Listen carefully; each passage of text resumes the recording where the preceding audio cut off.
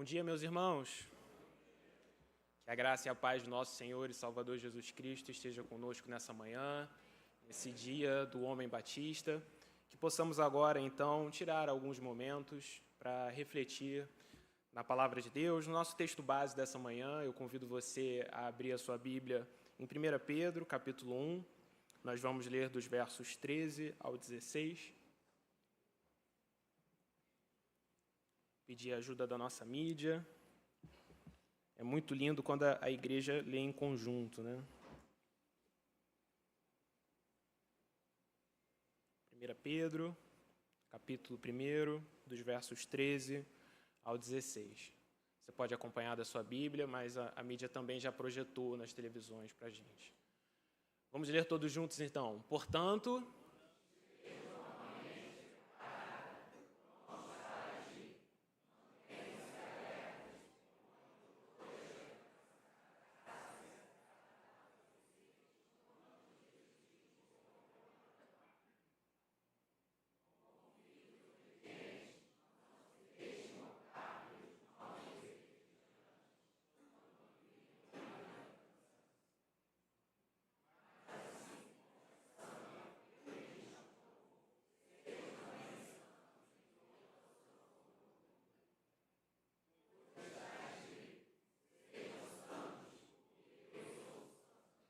curve a sua cabeça. Senhor, meu Deus e meu Pai, nós te agradecemos, Senhor, pela leitura da Tua Palavra nessa manhã e te louvamos, Senhor, pela oportunidade de poder desfrutar, aprender e ouvir a Tua Palavra. Senhor, agora te pedimos, prepara os nossos corações, prepara as nossas mentes e nos ajuda, Senhor, a entender aquilo que Tu quer de nós, Senhor. Que não sejam palavras vazias, escritas em um quadro, ou ensinamentos puramente teóricos, Senhor, mas que nos tornem, Senhor, mais parecidos contigo. Essa oração que fazemos em nome de Jesus. Amém. Qual é a imagem que vem à sua cabeça quando você ouve a expressão homem de verdade? Quando alguém fala assim, homem com H maiúsculo, qual é a imagem que vem à sua cabeça? James Bond, espião internacional, que sempre luta, briga e termina com um terno sem estar amassado. Talvez você pense no Rocky Balboa, o boxeador que aguenta apanhar até o 12º round. Ou talvez você pensa no Dominique Toretto, o protagonista de Velozes e Furiosos, que é sempre capaz de realizar umas manobras absurdas num carro manual 1970. Ou então você pensa lá no John Wick, né? E pensando no que ele seria capaz de fazer se alguém mexesse com o cachorro dele de novo. Ou talvez a imagem que vem à sua cabeça é de super-heróis, o Batman, o Capitão América, o Homem de Ferro. Parecem que não faltam para nós exemplos culturais que nos apontem modelos que seriam ideais de masculinidade, modelos que talvez devam ser almejados por cada um de nós. A grande questão, meus irmãos, é que, embora a nossa cultura esteja repleta de supostos modelos de masculinidade, a realidade tem sido muito mais aterrorizante. Uma pesquisa feita pela Fundação Getúlio Vargas há quase 2 anos, em 2023, apontou que o Brasil tem mais de 11 milhões de mães que criam os filhos sozinhos. 11 milhões de lares no Brasil não têm pai. O número é 6 vezes maior do que a quantidade de pais solos. Ao mesmo tempo, o Ministério da Justiça fez uma pesquisa no primeiro semestre do ano passado e apontou que a população carcerária em celas físicas no Brasil é de 663 mil pessoas. Dessas 663 mil pessoas, 96% são homens. Tem um delegado da Polícia Federal chamado Denis Colares. Ele costuma atuar no Mato Grosso do Sul. E em 2019 ele fez uma pesquisa numa penitenciária no município de Dourados, lá em Mato Grosso do Sul, que apontou, meus irmãos, que 92% dos presos, 92% dos presos, não tiveram um pai presente na infância e na adolescência. Eu, por um período, estagiei no gabinete da vara criminal do Tribunal de Justiça aqui do Rio de Janeiro, e parte da minha função como estagiário era digitar as audiências, digitar o que era falado oralmente. E antes de iniciar o interrogatório do acusado, iniciar o interrogatório do réu, a gente faz uma espécie de qualificação, fazendo algumas perguntas pessoais, estado civil, quantidade de filhos, filiação. E, meus irmãos, era aterrorizante observar como muitas daquelas pessoas sabiam pouco sobre seus filhos. E era curioso observar também que, ao mesmo tempo que elas sabiam pouco sobre seus filhos, elas também sabiam pouco sobre seu pai. Não me entendam mal, eu não estou falando isso para que essas pessoas sejam julgadas, eu estou falando isso apenas para a gente relatar um fato da realidade, para demonstrar algo que já acontece. Veja, embora nós tenhamos começado a nossa reflexão apontando diversos nomes que podem ser homens ideais, homens modelos, a realidade tem apontado para nós que, sem dúvida, há uma confusão na definição do papel do homem na família e na sociedade. Essa confusão não está relacionada apenas à paternidade, mas a todas as funções que um homem deve ou pode exercer. Qual deve ser, então, a nossa resposta? Como é que a gente tem que reagir? Como é que a gente tem que lidar com esses fatos da realidade? Quais devem ser os princípios que nós devemos seguir e enxergar para procurar um padrão que glorifica o Senhor? Como os homens podem servir a Deus por meio de suas vidas? Eu acredito, meus irmãos, que o texto que nós acabamos de ler nos mostra o apóstolo Pedro nos ensinando a viver a nossa vida para a glória de Deus. Talvez você se pergunte, seria uma pergunta justa, Pedro não está aqui falando aos homens. Ele não faz uma convocação, homens, ouçam o que eu vou falar. Não é um anúncio para talvez um chamado masculino, ou uma convocação para que os homens passem a agir de alguma forma. Meus irmãos, embora exerçam papéis diferentes anunciados pelas Escrituras, mulheres e homens são iguais em dignidade e devem glorificar ao Senhor por meio de uma vida santa. Talvez eu esteja aqui me adiantando e dando um spoiler do que nós vamos falar, mas a maneira como nós devemos viver a nossa vida é para a glória de Deus. A resposta, então, para todas essas perguntas é a santidade. Nós devemos entregar a nossa vida ao Senhor para que Ele seja glorificado. É isso que o apóstolo Pedro está nos ensinando a fazer. Mas antes, porém, eu preciso fazer um alerta. Eu preciso fazer aqui um ponto de atenção. Essa convocação, essa exortação de Pedro à santidade não é um anúncio com uma lista de requisitos para a nossa salvação. Pedro não está nos anunciando o que nós devemos fazer para ser salvos. Ele não está dizendo para a gente, faça isso, isso e isso, e aí então você vai ser salvo. Não. Pedro não está anunciando o que é preciso fazer para ser salvo, ele está nos informando como devemos viver depois do que nós fomos salvos. Veja, é curioso notar que essa epístola ela foi escrita num contexto muito peculiar. Pedro estava direcionando a sua carta, a sua mensagem, para uma igreja perseguida no primeiro século. Uma igreja que estava sofrendo, passando por tribulação, que assistia os seus vizinhos sendo perseguidos. E Pedro, então, direciona a sua carta como uma espécie de conforto, como uma espécie de mensagem que chega para confortar. O apóstolo está exortando a igreja a persistir na fé, lembrando que os seus pensamentos devem estar voltados para uma alegria futura. Ele se apresenta, então, nos primeiros versículos, e depois ele passa a anunciar a salvação. Ele passa a contar a salvação, e é curioso observar que ele faz isso através do aspecto da Trindade. Ele primeiro fala que Deus nos regenerou para uma esperança viva, e é com base em Deus e com base nessa regeneração, anunciada para nós por meio de Cristo Jesus, que ressurgiu dentre os mortos, que Deus vai nos garantir até a salvação. Pedro, então, fala para aquela igreja que Jesus Cristo é o objeto da fé deles, mas não para por aí, ele diz que o Espírito Santo operacionaliza a nossa salvação. O que ele está anunciando, que aquela igreja já sabia, mas ele relembra que nós devemos sempre ser relembrados, é que Deus é quem nos salva. Ele nos salvou por meio do seu Filho, que morreu na cruz do Calvário em nosso lugar, que tomou a culpa pelos nossos pecados. A culpa dos nossos pecados passou para Jesus Cristo, e os méritos de Cristo passaram para nós. E ele fala, olha, vocês estão sendo mantidos nessa fé, também não é por causa de vocês, mas por causa da fé que vocês têm em Cristo Jesus. Essa fé, ela é um canal que deposita toda essa confiança no objeto da fé, e não naquele que tem a fé. É isso que mantém vocês nessa força. É isso que mantém vocês firmes.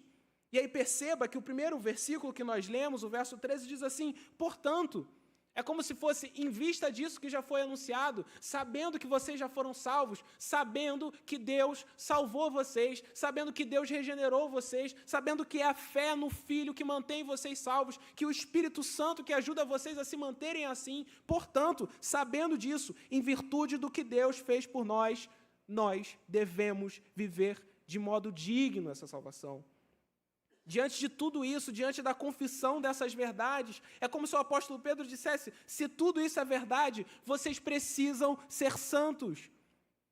Igreja, por tudo isso que Deus já fez, nós precisamos ser santos. O que Pedro está dizendo para nós aqui, meus irmãos, é que Deus nos salvou para a santidade. Mas observe, Ele nos salvou, e aí então Ele passa a falar de santidade. Por isso, meus irmãos, que o meu objetivo nessa manhã não é narrar uma lista das ações que nos tornam santos, nem condenar aquilo que pode tirar a nossa santidade, mas simplesmente demonstrar que Deus nos salvou para a santidade, e por isso nós devemos desejar de todo o nosso coração glorificá-lo. E é por isso que nesses versos que nós lemos, eu acredito que existem 3 princípios que nós podemos recortar nessa manhã e gastar alguns minutos refletindo neles. O primeiro, que ele anuncia para nós, no verso 13, é: preparem suas mentes. O segundo, que ele anuncia para nós, no verso 14, é: assumam o formato de Cristo. E o terceiro, glorifiquem a Deus em tudo que vocês fizerem, que ele fala para nós nos versos 15 e 16. Se a mídia puder nos ajudar mais uma vez, eu gostaria de ler só o verso 13, se possível. 1 Pedro, capítulo 1, verso 13. Diz assim a palavra de Deus: portanto, estejam com a mente preparada, prontos para agir, mantenham-se alertas e ponham toda a esperança na graça que será dada a vocês, quando Jesus Cristo for revelado. Parece que aqui o apóstolo ele junta 3 lições embutidas em apenas uma: estejam com a mente preparada, prontos para a ação, sejam sóbrios e mantenham toda a esperança na graça que será dada a vocês quando Jesus Cristo for revelado. Estejam com a mente preparada, preparem o seu entendimento, preparem a sua mente. É originalmente descrito como cingir o vosso entendimento. Cingir é um conceito um tanto quanto difícil para nós, é um tanto quanto difícil de ser compreendido na nossa época. Mas antigamente era necessário amarrar as nossas vestes, para que as roupas não atrapalhassem a execução da tarefa, para que os ventos não atrapalhassem. Por isso era necessário cingir as vestes, para que os ventos que vêm de cá, os ventos que vêm de lá, não atrapalhassem a execução da tarefa. Ora, meus irmãos, o que Pedro está nos dizendo aqui é que nós não podemos permitir que quaisquer ventos atrapalhem o nosso entendimento.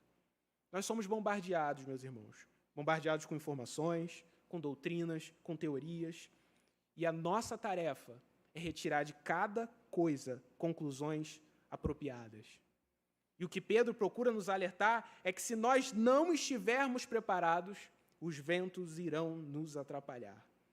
Nossas mentes, meus irmãos, precisam ser firmes. E firmes em quê? Firmes na salvação que Ele acabou de nos anunciar, na palavra de Deus, na convicção de que Deus nos regenerou com esperança viva em Seu Filho Jesus, na certeza que é o Espírito Santo de Deus que nos acompanha. Meus irmãos, nós precisamos de uma mente convertida. Como é bonito o testemunho que o Caio nos contou aqui agora, de assistir jovens numa universidade federal, numa universidade pública, que muitas vezes é dita como um lugar de tanta coisa ruim, mas assistir esses jovens louvando ao Senhor, se reunindo para glorificar a Deus. Mas, meus irmãos, isso só pode ser fruto de uma mente convertida, de uma mente entregue ao Senhor, de uma mente que está preparada. Eu estou convencido, meus irmãos, que o nosso comportamento ele precisa ser como aquele dos bereanos lá em Atos 17. Ouvir tudo, examinar todos os dias aquilo que nos contam para identificar se está de acordo com as Escrituras. É não simplesmente ouvir e aceitar, mas identificar aquilo que está de acordo com a palavra de Deus. E veja que, como esse preparar a mente, como esse cingir as vestes, como cingir a nossa mente, é próximo do que ele ainda fala no verso 13. Estar com a mente preparada se aproxima de ser sóbrio.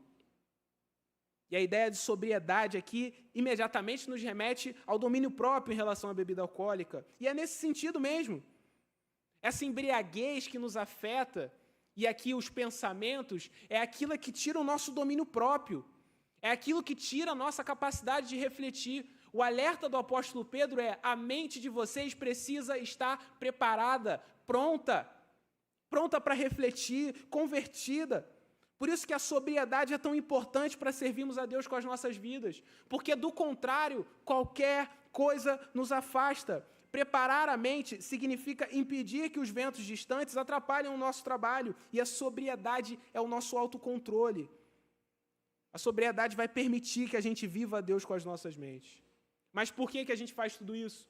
A gente faz porque a gente é muito bom? Faz então porque a gente tem muita força? Faz então porque o nosso braço é forte o suficiente? Não. Ele diz no verso 13, porque a nossa esperança tem que estar na graça que vai ser dada quando Jesus Cristo for revelado.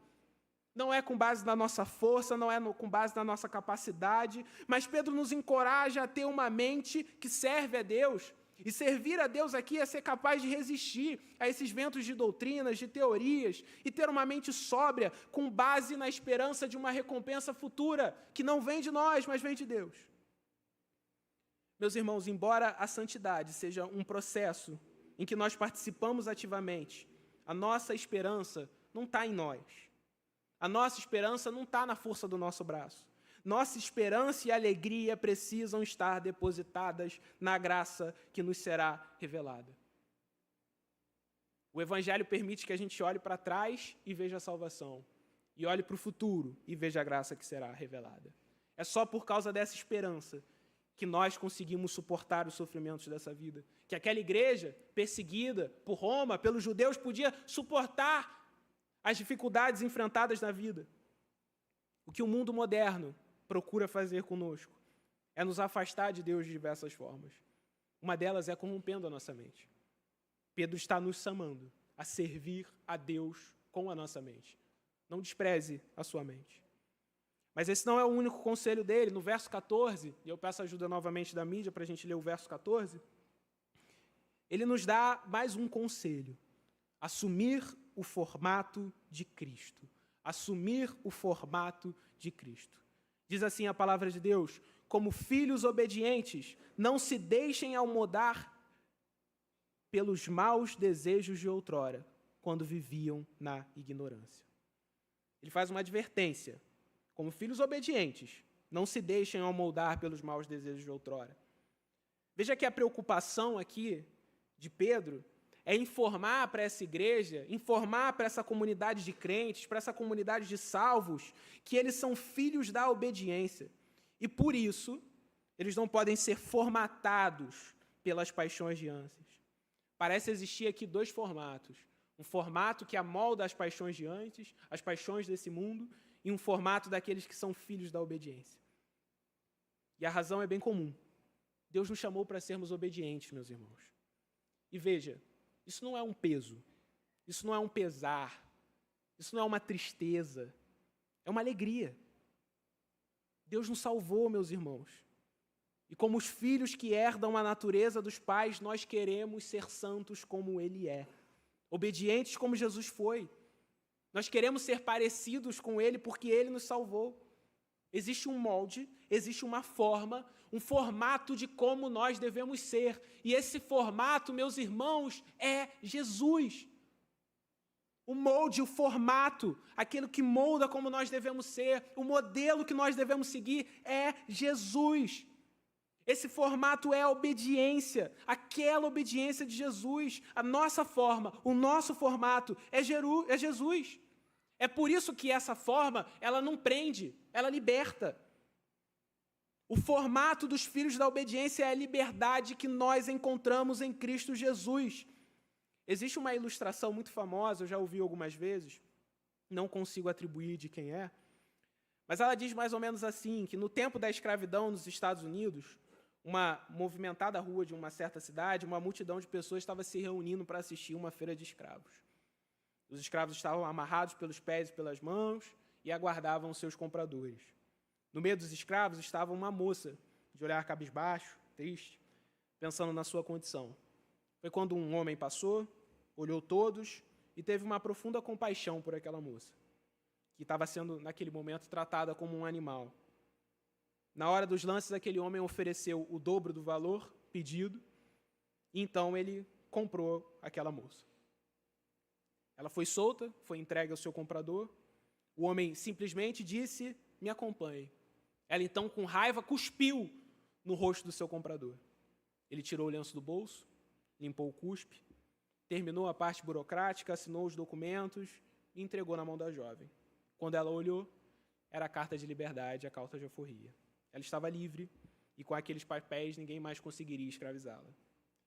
Com os documentos na mão, ela dizia sem parar, o Senhor me comprou para me libertar? Deixe-me agora servi-lo para agradecê-lo pela minha liberdade. Me parece, meus irmãos, que esse é o sentimento que nós devemos viver quando somos salvos por Cristo Jesus.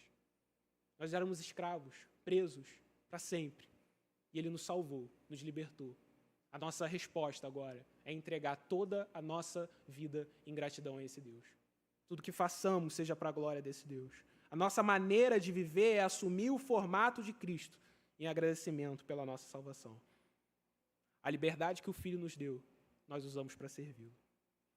Existe ainda um terceiro conselho, esse está no entre os versos 15 e 16, se você puder acompanhar, diz assim a palavra de Deus. Mas assim, como é santo aquele que nos chamou,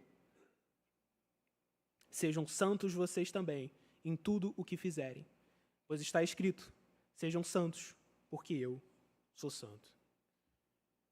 Me chama a atenção que o que Pedro destaca é, Deus é santo. Essa é a primeira coisa que tem que chamar a nossa atenção nesse verso. Deus é santo. A santidade, meus irmãos, é um mandamento, uma ordenança, uma obrigação nossa, porque o Deus que nos chama, o Deus que nos salvou, é santo. Mas veja bem, seguir a Deus não é um peso. Seguir a Deus não é para nos deixar tristes. Seguir a Cristo não é um pesar. Seguir a Cristo, meus irmãos, é a maior expressão de liberdade que nós podemos viver. A maior expressão da nossa liberdade é servir a Jesus, é seguir a Jesus. Não são as constituições modernas, não são os direitos humanos, os tratados internacionais, os documentos internacionais. Não é nada disso que garante a nossa liberdade. O que garante a nossa liberdade é Jesus Cristo. O que nos dá a liberdade é Cristo Jesus. E nós exercemos a nossa liberdade vivendo a nossa vida para Ele. Deus nos chama para sermos seus filhos e para refletir o seu caráter. Ele nos deu liberdade para sermos semelhantes ao Rei da Glória. E veja o que ele fala, sejam santos em tudo que fizerem. Isso significa, meus irmãos, que nenhum aspecto da nossa vida, nada, nenhuma área, nada do que a gente faça pode ser excluído desse imperativo divino. Toda a nossa vida precisa ser entregue para a glória de Deus, até porque a vida que nós temos foi Ele que nos deu. Nada do que nós fazemos pode deixar de adorar a Deus, porque é essa forma que queremos viver depois que Ele nos alcançou. Isso não é uma obrigação, é o desejo do nosso coração, viver para aquele que nos deu vida, viver para aquele que nos deu liberdade. Significa, meus irmãos, que o nosso trabalho, as nossas funções, as nossas mentes, a nossa tarefa, o nosso formato, tudo precisa glorificar a Deus. É isso que nós somos chamados a fazer, é isso que nós queremos fazer em agradecimento à nossa salvação. Todo o nosso procedimento deve resplandecer o caráter de Deus, a santidade daquele que nos chamou do pecado para a salvação. Não existe nenhuma parte da nossa vida que não deva ser saturada com esse bom perfume da santidade. Meus irmãos, a santidade é um desejo do nosso coração. Nós queremos ser santos, porque Deus é santo. Nós queremos ser santos, porque aquele que nos chamou é santo. Nós queremos ser santos, porque como filhos obedientes, nós queremos ser parecidos com o nosso Pai. Isso que é a santidade. É por isso que Ele nos chamou em liberdade. para que, conscientes da salvação que nós recebemos, nós entreguemos a nossa liberdade a Ele, nós entreguemos a nossa vida a Ele. Sejam santos em tudo que vocês fizerem, porque toda a nossa vida, quem nos deu foi Ele, então a gente devolve a Ele aquilo que Ele nos deu, em liberdade, em alegria, de poder viver por aquele que nos salvou, de poder viver por aquele que nos deu vida. Nós iniciamos essa reflexão, meus irmãos, anunciando alguns dados que demonstravam, se não uma crise, ao menos uma dificuldade de identificar o papel que os homens devem exercer nas suas famílias e na sociedade. A pergunta permanece: como então nós podemos nos readequar? Como então nós podemos combater essa crise? Meus irmãos, eu creio que nós devemos fazer aquilo que Pedro acabou de nos ensinar. Preparar nossas mentes, assumir o formato de Cristo e glorificar a Deus em tudo que nós fizermos. O que os homens precisam fazer, então, para estar menos envolvidos com a violência? O que é preciso fazer para não ter relatos tão tristes sobre a paternidade? O que deve ser feito, então, para evitar que os maridos não cumpram seus papéis? A resposta é simples, meus irmãos. Nós precisamos ser mais parecidos com Cristo. Nós precisamos imitá-lo em tudo o que Ele faz. Precisamos glorificar a Deus em cada aspecto da nossa vida. A solução para todos esses problemas é olhar para aquele que nos salvou e imitá-lo, procurando deixá-lo satisfeito em tudo que nós fizermos. E veja, essa não é uma solução para os problemas só dos homens. Afeta também as mulheres, os adolescentes, os jovens, qualquer grupo, afeta a igreja. A resposta para a crise que nós enfrentamos como essa é ser mais parecidos com Cristo, é procurar refletir o caráter daquele que nos salvou. Sabe, meus irmãos, a sociedade vai procurar nos apresentar, nos oferecer outras soluções. Alguns pensam que a educação oferece um papel redentor. E é a educação que vai proporcionar todas essas mudanças no país, na sociedade. Outros pensam que é um governo. As políticas públicas, a mudança das políticas públicas vão influenciar para que todos aqueles números absurdos que nós vimos no começo mudem. Outros já são mais desacreditados. Bom, é assim que as coisas são, é cíclico, daqui para frente melhora um pouco, talvez sim, talvez não. Mas nós, ao olharmos para a sociedade, olharmos para esses problemas, devemos nos lembrar a quem a nossa mente deve servir. Qual é o formato que nós devemos assumir? Qual é o objetivo de tudo aquilo que nós fazemos? Meus irmãos, depois de conhecer a salvação que é anunciada em Cristo Jesus, não existe outra maneira de viver que não seja glorificá-lo. Nós cremos em um Deus, meus irmãos, que nos tirou de uma eternidade de sofrimento e nos salvou para glorificá-lo eternamente. Nós cremos em um Deus que nos salvou, embora não merecêssemos, embora os nossos desejos fossem ruins, embora nós continuássemos a deixar de adorá-lo como Deus, embora a nossa carne se inclinasse contra Deus, embora os nossos desejos andassem na direção contrária de Deus, mesmo assim Ele nos salvou, mesmo assim Ele nos alcançou, mesmo assim Ele teve misericórdia de nós, mesmo assim Ele morreu em nosso lugar, mesmo assim Ele foi condenado em nosso lugar. Nós servimos a esse Deus, Ele nos salvou. Ele pegou a carta de liberdade e entregou nas nossas mãos. E agora, cheios de alegria e prazer, nós entregamos a Ele tudo aquilo que Ele nos deu. A santidade não é um peso, meus irmãos, mas é um prazer de viver a vida para aquele que nos deu vida. É o prazer de exercer a nossa liberdade em favor daquele que nos tirou da escravidão. Que Deus nos ajude. Amém.